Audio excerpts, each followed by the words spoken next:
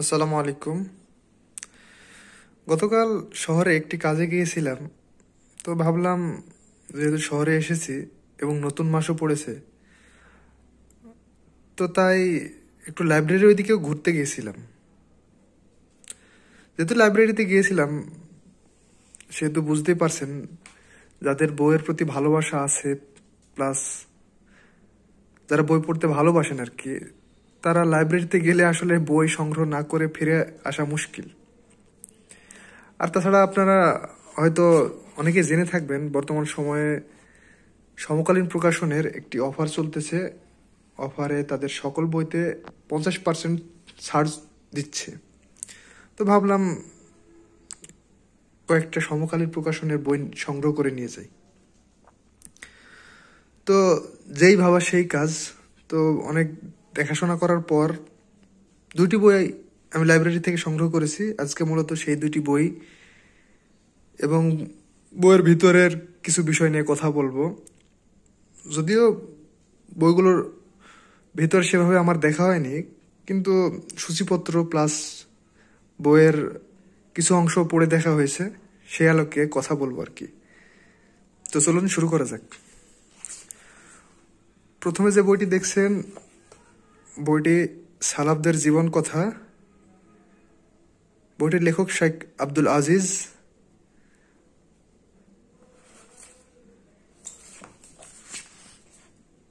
বইটির প্রথম প্রকাশ হয়েছে 2019 অক্টোবর মাসে। বইটির গায়ের মূল্য 320 টাকা। যেহেতু 50% ছাড় চলতেছে, সেহেতু আপনি 160 টাকাতে বইটি পাবেন। এখনো অফার চলমান আছে, আপনারা চাইলে বই সংগ্রহ করতে পারেন।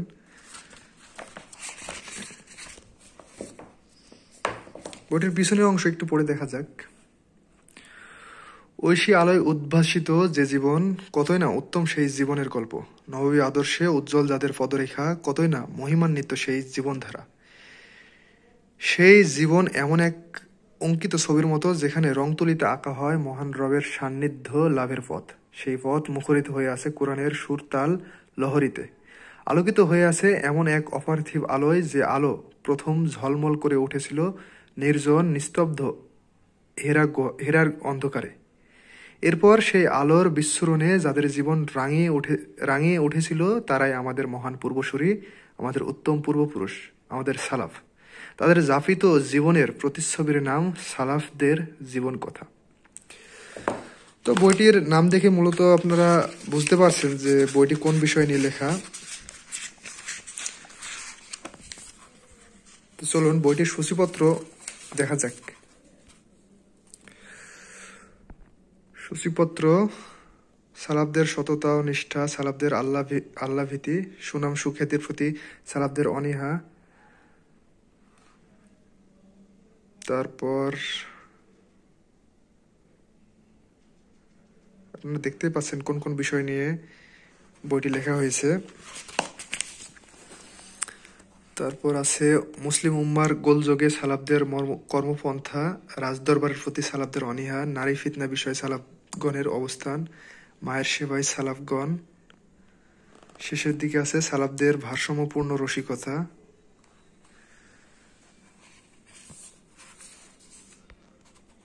বইটি মূলত সালাফদের বিভিন্ন কর্মকাণ্ড এবং তাদের বিভিন্ন বিষয়ের প্রতি দৃষ্টিভঙ্গি নিয়ে। বইটির পৃষ্ঠা সংখ্যা 235।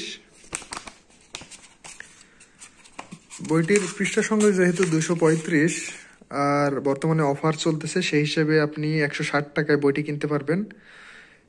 235 পৃষ্ঠার বই 160 টাকায়।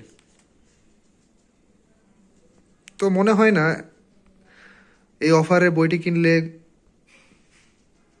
খুব বেশি লস হবে কারণ 235 পৃষ্ঠায় বই 160 টাকা। এমনিতে নর্মালি আমরা বই হার্ড কভারের বইগুলো সংগ্রহ করলে সেই বইগুলো নর্মালি প্রতি পৃষ্ঠায় 1 পিস করে পড়ে, দেখা যাচ্ছে 150 টাকার বই মোটামুটি 150-40 এরকমই দাম পড়ে। তো এটা ছিল সালাফদের জীবন কথা। আরেকটি বই সংগ্রহ করেছি, এটি আমার পছন্দের একটি বই। অনলাইনে দেখে গিয়েছিলাম বইটি সম্পর্কে। বেশ কয়েক মাস ধরে আমি ভাবছিলাম বইটি সংগ্রহ করব। বইটির নাম গল্প নয়, এক মুঠো আলো। বইটির প্রচ্ছদটাও অনেক সুন্দর এবং বইটির নাম আমাকে আসলে অনেক মুগ্ধ করেছে।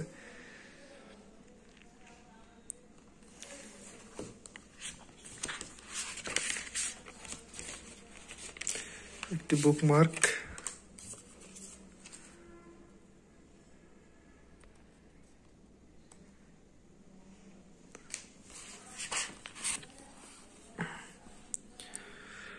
বইটি প্রথম প্রকাশ হয়েছে 2023-এর ডিসেম্বর মাসে। বইটির গায়ের মূল্য 285 টাকা। সেহেতু আপনারা বইটি পাবেন 142-43 টাকায়। 50% ছাড় হিসেবে 143 টাকায় এখন পাবেন। অফারটি চলতেছে, হয়তো খুব বেশি দিন চলবে না। আপনারা যদি কেউ বই সংগ্রহ করতে চান সমকালীন প্রকাশনের, এখন 50% ছাড়ে পাবেন। কিন্তু নর্মালি 50% ছাড়ে বই পাওয়া যায় না, মোটামুটি 35% ছাড়ে পাওয়া যায়। তো বইটির সূচিপত্র দেখি আমরা। একজোড়া জুতো, চিত্রশিল্পী, অশীতিপর বৃদ্ধার হিকমত, প্রজ্ঞা যেখানে পাও কুড়িয়ে নাও, চাটুকারের দল বিলুপ্তি হবে কবে, ভালো কাজ করে যাও, আগে নিজেকে বদলান, দূরত্ব বজায় রাখার কৌশল, ঔষধ ও মিরাকেল।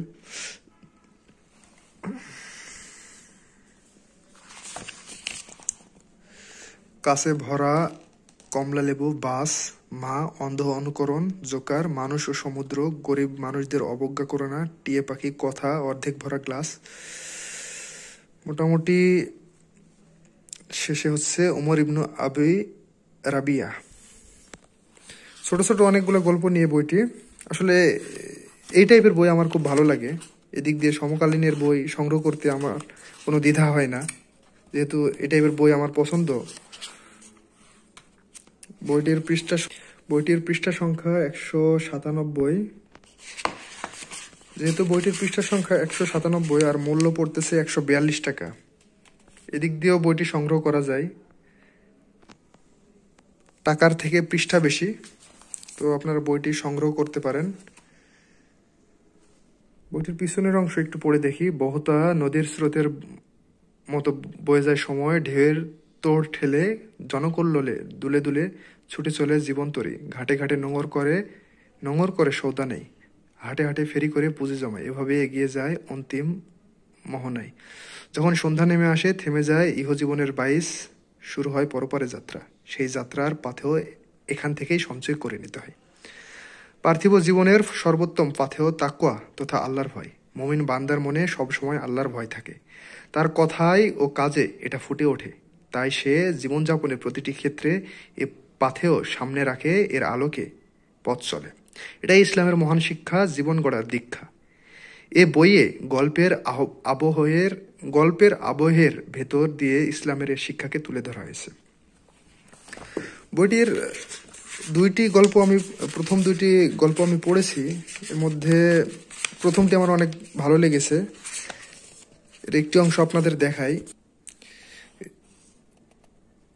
ইন্ডিয়ার বিখ্যাত নেতা মহাত্মা গান্ধী একবার ট্রেনে উঠতে গিয়ে দৌড়াচ্ছিলেন। কোনো রকমে ট্রেনে উঠতে গিয়ে তার এক পায়ের জুতো খুলে পড়ে যায়। তিনি সাথে সাথে আরেক পায়ের জুতো খুলে ফেলে দেন। লোকেরা এর কারণ জিজ্ঞেস করলে তিনি বলেন, কোনো গরিব মানুষ জুতোগুলো পেলে যাতে কাজে লাগাতে পারে, তাই আমি অন্য পায়েরটাও ফেলে দিয়েছি। কতটা উন্নত চিন্তার অধিকারী ছিলেন তিনি, ভাবলে সত্যি বিস্মিত হতে হয়। একটি মানুষ ভুল ধর্ম গ্রহণ করেও উন্নত চিন্তার অধিকারী হতে পারে, তবে সঠিক ধর্ম গ্রহণ করে আমরা কেন উন্নত চিন্তার অধিকারী হতে পারি না? এটা একটা ছিল আমার অন্যতম ভালো লাগার বিষয়। প্রথম যে গল্পটা, সেখানের শেষের কিছু অংশ এটা। আর এখানে আব্দুল্লাহ ইবনে মাসুদ রাদিয়াল্লাহু আনহুর একটি ছোট্ট ঘটনা দেওয়া আছে। একবার আব্দুল্লাহ ইবনে মাসুদ রাদিয়াল্লাহু আনহুর জুতা চুরি হয়। তিনি তখন দোয়া করলেন, হে আল্লাহ, যদি ব্যক্তিটি অভাবে পড়ে এই কাজ করে তাহলে আপনি এতে বরকত দান করুন, আর যদি সে অভাবী না হয় তাহলে এটি যেন তার জীবনের শেষ পাপ হয়। আসলে চিন্তা করেছেন তাদের চিন্তা ভাবনা কেমন ছিল? অথচ আমাদের চিন্তা ভাবনা তাদের চিন্তা ভাবনার তুলনা করলে আকাশ পাতাল, বরঞ্চ বলা যায় আকাশ পাতাল যে ডিফারেন্স, এর থেকেও বেশি দূরত্ব তাদের এবং আমাদের, যে দূরত্ব, আমাদের যে চিন্তাভাবনা। তো মোটামুটি এই মাসে এই দুটি বই সংগ্রহ করেছি। আপনারা চাইলে, এখন সমকালীন প্রকাশনের অফার চলতেছে, আপনারা চাইলে বিভিন্ন বই সংগ্রহ করতে পারেন, 50% ছাড়ে পাবেন। এমনি নর্মালিতে 50% ছাড় পাওয়া যায় না, অন্যান্য সময় 35% ছাড় পাওয়া যায়। তো আজকে এ পর্যন্তই, ভালো থাকবেন। আসসালামু আলাইকুম ওয়া রাহমাতুল্লাহ।